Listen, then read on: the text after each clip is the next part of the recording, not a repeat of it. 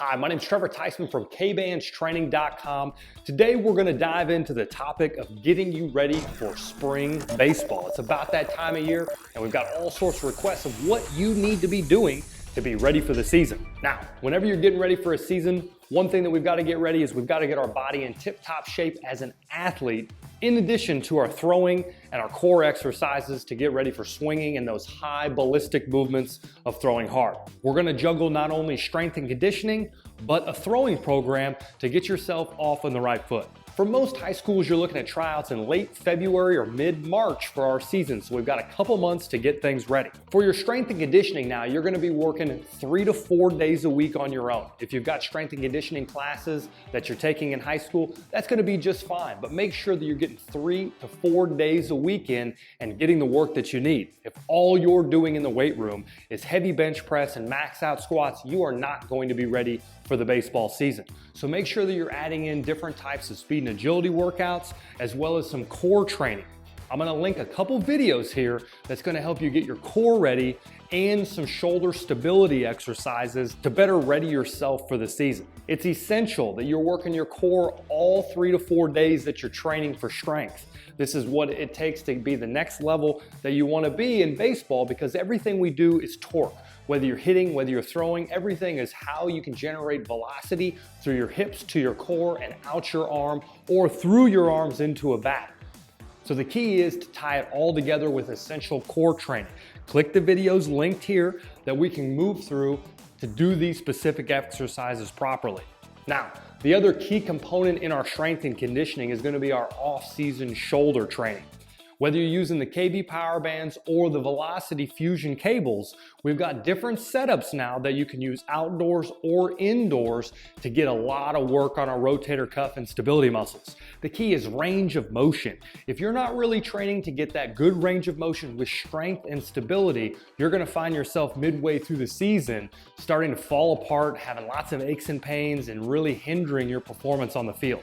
So double check the Kband shoulder progression or the Velocity trainer that we have that you can utilize, like I said, indoors or outdoors. This should be done every day of your strength and conditioning. Now let's separate things. We've got strength and conditioning, we've got our core work, we've got our shoulder work. Now we also need to start throwing very often. If you're in a cold environment, find a gym. Get outside if it's a little warmer, and we've got to stretch it out and start working long toss. Long toss is going to be very important for us building a good foundation throughout the season. You don't want to start those tryouts in day 2, you've already got a bummed elbow or a shoulder that's killing you. The more you throw early in the season, the more in shape your arm will be. It doesn't mean we've got to throw 12 months out of the year and be throwing bullpens in the off season. That's not what's required. You've had a little bit of time off with our Christmas break.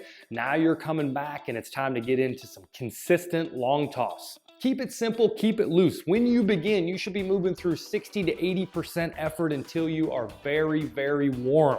If you are starting out throwing, the more you overdo it in these early days, the longer it's going to take you to get into a good rhythm, because you're going to need more time off. Long toss should be done every day as long as your body is maintaining a good feel.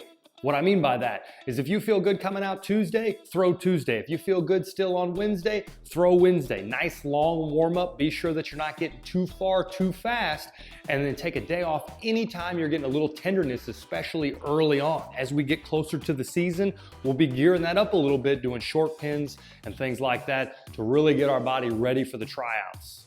I cannot stress this enough. No matter whether you're doing strength training or you're doing the throwing, don't be lazy. You have to warm up. It will pay off dividends as time goes on. The first couple days you're going to feel great, and then you're going to build up a little bit of pain, a little soreness, a lot of tension, and when your warm-ups are not staying at an adequate level, you're going to start tearing things down a little bit farther than you want to be.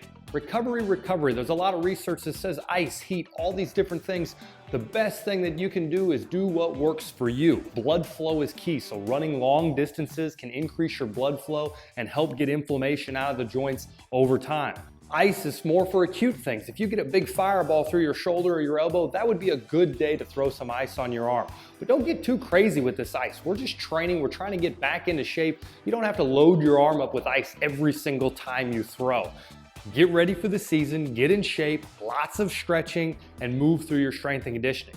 As I mentioned throughout this video, there are all sorts of links that I've put in the card section here that are gonna point you in the right direction for specific workouts where we get a lot more in depth. When I say strength training, you can click the strength training, know exactly what reps and sets to do on bench, squat, shoulder routines, rotator cuff work. When I say some speed work, I've got some links for some different speed and agility training programs that I put together, all free for you. Take a look, make sure that you're getting in shape. And all of the throwing is going to be very basic here. We'll get into a little bit more depth as the season goes on, getting you ready for that time period. Again, my name's Trevor Teisman from Kbandstraining.com. We're gonna really start digging into getting you athletes ready for the given sport that's coming up in the season. So stay tuned as we get a little bit more specific coming up towards your tryouts.